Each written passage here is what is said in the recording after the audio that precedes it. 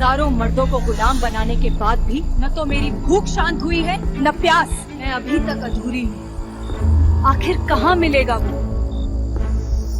खूंखार दैत्य से भी घिनौने दिखने वाले विषाक्त की लालची नजरों ने तुलिका को ऊपर से नीचे तक घूरा। काम लक्षणी साधना कर रही तुलिका के शरीर को उसके कपड़े संभाल पाने में बेबस थे। विषाक्त ने हड्डियों से बने पासे रगड़े और शमशान भूमि पर फेंक दिए। आसमान में दिखने वाले नक्षत्रों को गिनते हुए उसने कहा, वो आलोक मठ में है।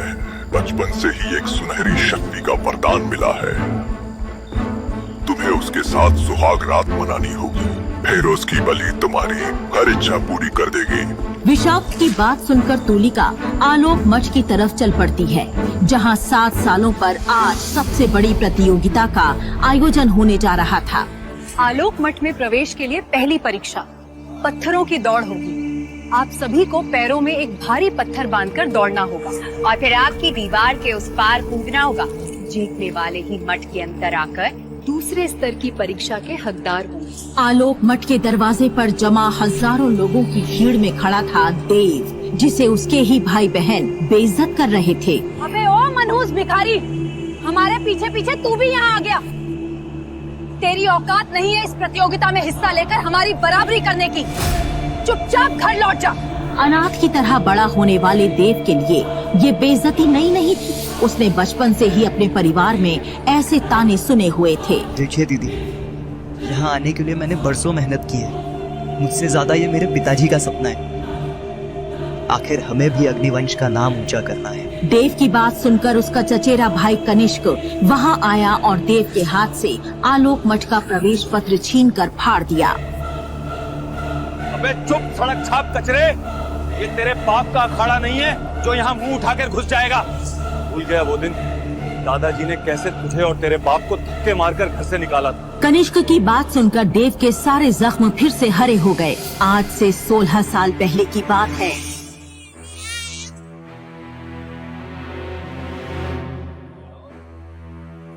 इतने मासूम बच्चे को जहरीले सांपों से भरे जंगल में कौन छोड़कर गया? हाँ मधुलिका, पता नहीं इसके माँ बाप कौन है और ये बच्चा यहाँ कैसे आया। 2 साल के नन्हे देव की चीखों से मधुलिका का दिल दहल उठा। जैसे ही उसने सांपों के घेरे में पड़े उस मासूम बच्चे को अपनी गोद में उठाने की कोशिश की, तभी अचानक एक उड़ता हुआ भाला आया और मधुलिका के सीने के आर पार हो गया। शिवेश चीख पड़ा, मधुलिका, मधुलिका, मधुलिका, ये क्या हो गया? इस बच्चे को बचाओ शिवेश, इसे अकेला मत छोड़ना। एक झटके में मधुलिका के प्राण निकल गए। शिवेश के दिमाग को जैसे लकवा मार गया था। तभी थोड़ी दूर पर खूंखार पिशाच की तरह घिनौने से दिखने वाले कुछ सैनिक शिवेश को दिखाई दिए, जो उसकी तरफ ही आ रहे थे। उनमें से एक गरजते हुए बोला, वो रहा वो बच्चा, मार डालो उसे और उसके साथ उस आदमी को भी।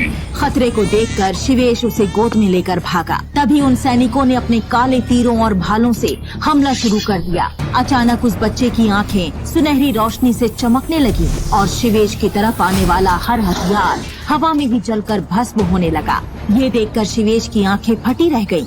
आखिर कैसा चमत्कारी बच्चा है ये। तभी वो भागते हुए एक फकीर से जा टकराया।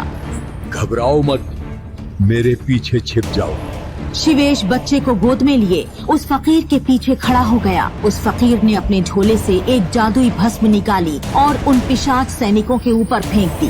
एक पल में वो सारे सैनिक कीड़ों की तरह जलने लगे। तभी फकीर शिवेश से बोला, ये बच्चा मामूली नहीं है, इस धरती पर बहुत बड़ा काम करने आया है। इसे हर हाल में विषक्त से सुरक्षित रखना होगा। शिवेश की जुबान सूख चुकी थी। वो एक अजीब सोच में फंसा था।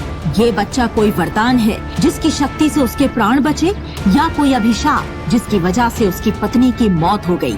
तभी फकीर ने उसे झकझोरते हुए कहा, क्या सोच रहे हो? जब तक इसे अपनी शक्तियों का पता नहीं चलता, तब तक तुम्हें इसकी रक्षा करनी होगी। बड़े होने पर इसे आलोक मठ भेज देना। अब जल्दी भागो यहाँ से, विषाक्त भी यहाँ आता ही होगा। इतना बोलकर फकीर जंगल की झाड़ियों में कहीं गायब हो गया और शिवेश उस बच्चे को अपनी गोद में लिए हुए तांगे के पास पहुँचा और अपने गांव हरिपर्वत की तरफ भागा। वो अग्निवंश के मुखिया सूर्यकांत का बेटा था। ये किसका बच्चा उठा लाए तुम? हमारी बहू मधुलिका कहाँ है? शिवेश की आंखों से आंसू फूट पड़े। उसने तांगे की तरफ इशारा किया जिसके अंदर मधुलिका की लाश पड़ी थी। सबकी आंखें फटी की फटी रह गईं। जंगल में जो हुआ वो सब शिवेश ने बता दिया। तभी उसके परिवार की औरतें गुस्से में बोली, जिसकी वजह से मधुलिका मारी गई, ऐसे मनहूस को घर लेकर क्यों आ गए? जाकर किसी कचरे में फेंक दो इसे। शिवेश को इस बात की उम्मीद नहीं थी कि उसका परिवार एक मासूम बच्चे को अपनाने से इनकार कर देगा। मधुलिका का अंतिम संस्कार करने के बाद शिवेश ने अपने पिता सूर्यकांत से पूछा, मुझे दूसरों की परवाह नहीं। लेकिन अग्निवंश के मुखिया होने के नाते आपका फैसला क्या है, ये जानना मेरे लिए जरूरी है। तो फिर सुनो, ऐसे किसी भी अरे गहरे के लिए अग्निवंश के पवित्र कुल में जगह नहीं। इसके पीछे जो मुसीबत पड़ी है उसमें मैं अपने पूरे परिवार को दांव पर नहीं लगा सकता। बेहतर होगा तुम इसे। अपने पिता सूर्यकांत के शब्द सुनकर शिवेश के पैरों तले की धरती हिल गई। 2 साल के मासूम बच्चे के साथ आप ऐसा कैसे कर सकते हैं पिताजी? इसका फैसला तुम्हें लेना है शिवेश। ठीक है, तो फिर मैं भी ये घर छोड़ दूंगा। शिवेश देव को गांव के बाहर जंगल में ले गया जहां एक बेहद प्राचीन अखाड़ा था। अग्निवंश के योद्धा यहाँ अपना अभ्यास करते थे। शिवेश के प्यार ने उसे कभी सच का पता नहीं चलने दिया कि वो उसका असली बेटा नहीं है। शिवेश ने एक गुरु की तरह देव को अभ्यास की आग में तपाना शुरू कर दिया था, लेकिन उसके परिवार के बाकी भाई बहन भी वहाँ अभ्यास करने आते थे जो देव से बेहद नफरत करते थे। अबे ओ मनहूस कचरे, ये हमारे परिवार का अखाड़ा है। तेरी हिम्मत कैसे हुई यहाँ पैर रखने की? चल पूरा मैदान साफ कर। देव के चचेरे भाइयों कनिष्क और मलय ने उसके हाथ में झाड़ू थमा दी। देव उन्हें बिना कुछ कहे सफाई करने लगा। ये उन दोनों को बर्दाश्त नहीं हुआ। हमारे दादाजी ने इस घटिया कचरे और इसके बाप को घर से निकाल दिया, फिर भी ये हमारी जमीन पर है। इसे थोड़ा और सबक सिखाना पड़ेगा। कनिष्क की बात सुनकर उसके भाई मलय ने अपनी गुलेल उठाई और देव के माथे पर निशाना साधते हुए पत्थर दे मारा। देव कचरे के ढेर में जा गिरा। अब आया ना मजा, कचरे को उसकी औकात वाली जगह पर पहुंचा दिया मैंने। देव की चीखें और शोरगुल सुनकर शिवेश भी वहां आ पहुंचा। उसे देखते ही कनिष्क और मलय भाग गए। शिवेश ने देव की चोटों की मरहम पट्टी की। देव ने सवाल पूछा, पिताजी, ये सब मुझसे इतनी नफरत क्यों करते हैं? क्या मैं सच में मनहूस हूँ? मेरी वजह से माँ मर गई और आपको दादाजी ने घर से निकाल दिया। नहीं बेटा, ये लोग नहीं जानते कि तू कितना खास है। तू कोई मामूली बच्चा नहीं है देव, इस दुनिया में बहुत बड़ा काम करने आया है तू। और वो क्या है पिताजी? क्या खास है मुझ में जो अब तक मुझे ही नहीं पता? अपनी जिंदगी और अपनी शक्तियों का रहस्य जानने के लिए तुझे आलोक मठ जाना होगा देव। सब कुछ भूलकर बस उसी लक्ष्य पर अपना ध्यान लगाओ। ठीक है पिताजी, मैं वादा करता हूँ आपका सिर पूरे अग्निवंश में सबसे ऊंचा करूंगा। उस दिन से अखाड़ा छोड़कर घने जंगल में देव का और कठिन अभ्यास शुरू हो गया था। 7 साल बाद वो दिन आया जब आलोक मठ के दरवाजे खुलने वाले थे। आलोक मठ तुम्हें एक महान योद्धा बनाएगा देव। वहाँ तुम्हें तुम्हारा मकसद मिलेगा।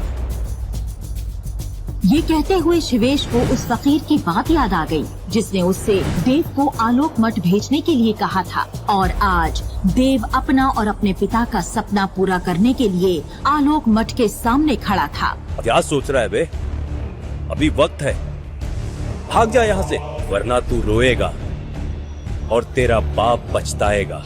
ये तो वक्त ही बताएगा कि कौन रोएगा और कौन पछताएगा। प्रतियोगिता शुरू हो गई। 100 किलो वजन के पत्थर पैरों में बांधकर हजारों छात्र दौड़े, लेकिन आधे से ज्यादा बीच रास्ते में ही गिर पड़े। कनिष्क और मलय काफी आगे निकल गए। बेहतर परवरिश और अच्छे भोजन ने उन्हें बहुत ताकतवर बना दिया था, लेकिन देव को अपनी बराबरी करते देख कनिष्क ने उसे धक्का मारना चाहा। गलती से वो धक्का विकासनगर की राजकुमारी आर्या को लग गया। वो लड़खड़ा गई और उसका पैर एक गड्ढे में फंस गया। पैर में बंधा पत्थर उसके ऊपर आ गिरा। मेरा पैर! देव ने मुड़कर पीछे देखा और आर्या का पैर निकालने की कोशिश करने लगा, लेकिन उसकी हर कोशिश बेकार हो रही थी। तुम जाओ, वरना तुम्हारी जगह कोई और ले लेगा। मैं अब नहीं दौड़ सकती। किसी को मुसीबत में देखकर उसे मरता हुआ छोड़ दो। ऐसे संस्कार मेरे पिताजी ने नहीं दिए हैं। देव के पास आलोक मठ में जाने का आखिरी मौका था। उसके कानों में उन तानों की आवाजें गूंजने लगी जो उसने बचपन से सुने थे। तभी उसकी आंखों में फिर वही सुनहरी रोशनी चमकी और अचानक वो पत्थर एक झटके में टूटकर बिखर गया। देव ने आर्या का हाथ पकड़ा और तेजी से दौड़ते हुए सामने जल रही आग की दीवार में कूद गया और दूसरी तरफ पहुंच गया। आर्या उसके गले से लिपट गई। आज अगर तुम ना होते तो मैं उस आग में जल ही जाती। इस घटना ने देव और आर्या को बहुत करीब ला दिया था, जिसने कनिष्क और मलय के अंदर और जलन पैदा कर दी। लंगूर के हाथ में अंगूर। अब इसकी कहानी का अंत मुझे लिखना ही पड़ेगा। कनिष्क ने देव की गर्दन को पीछे से पकड़ लिया। तू बे कचरे, तू हमारी और हमारे वंश की बराबरी करेगा। तेरी औकात क्या है? देव की आंखों में सुनहरी रोशनी फिर चमकने लगी। उसने भी कनिष्क का गला पकड़ लिया और खुद को छुड़ाने की कोशिश करते हुए कहा, भाई समझकर बहुत सहली तेरी बदतमीजी। मत भूल, मेरी नसों में भी वही खून दौड़ रहा है जो तेरी नसों में है। अबे कचरे के ढेर से तुझे उठा के लाए थे शिवेश चाचा। खुद को अग्निवंश का खून समझता है। पता नहीं किसकी नाजायज औलाद है तू। ये सुनकर देव का कलेजा कांप उठा। आंखों की सुनहरी रोशनी गायब हो गई। आसमान में मंडरा रहा विषाक्त का भेजा हुआ काला साया कनिष्क के शरीर में घुस गया। उसकी आंखें काली हो गईं, उसकी आवाज भी बदल गई। आज बरसों बाद वो मौका मिला है। अब तू मरेगा देव। कनिष्क ने देव का गला दबोचते हुए उसे हवा में उठा लिया। आसमान लाल हो गया था। किसी को समझ नहीं आ रहा था कि आखिर क्या हो रहा है। मलय चिल्लाया, कनिष्क छोड़ उसे, वो मर जाएगा। तू पागल हो गया है क्या? हम सिर्फ उसे परेशान करने आए थे, जान से मारने नहीं। इश्क पर कोई असर नहीं हो रहा था। वो देव के गले को और ताकत से दबा रहा था।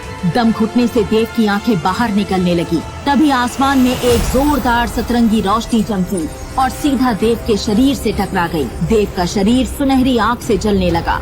कनिष्क एक झटके से दूर जा गिरा। तभी एक धुंध से तूलिका वहाँ प्रकट हुई। तो यही है वो जिसकी पहली रात मेरे साथ हुई और जिसकी बलि से पूरा ब्रह्मांड कांपेगा। इससे पहले कि तूलिका कुछ करती, आसमान से घने काले धुएं का गुबार उतरा और देव के चारों तरफ भंवर बनकर मंडराने लगा। आसमान से एक खौफनाक आवाज गूंजी, देव सिर्फ मेरा शिकार है। 16 साल उसका इंतजार किया है मैंने। आज की रात 13,000 साल पुरानी वो भविष्यवाणी सच साबित होगी। काले धुएं के छट्टे ही देव भी वहाँ से गायब हो चुका था। आखिर देव को कौन और कहाँ ले गया? तूलिका को देव क्यों चाहिए? विषाक्त देव के पीछे क्यों पड़ा था? कौन है देव के असली माँ बाप और उनके साथ क्या हुआ था? किस मकसद को पूरा करने धरती पर आया है देव? क्या वो कभी लौट पाएगा या मारा जाएगा? क्या एक कचरा कहलाने वाला लड़का ब्रह्मांड का भाग्य बदल पाएगा? आगे की कहानी जानने के लिए देखें अगला एपिसोड सिर्फ पॉकेट एफएम के YouTube चैनल पर। और ब्रह्मांड का रक्षक के सारे एपिसोड्स को सुनने के लिए डिस्क्रिप्शन में दी लिंक से डाउनलोड करें पॉकेट एफएम ऐप।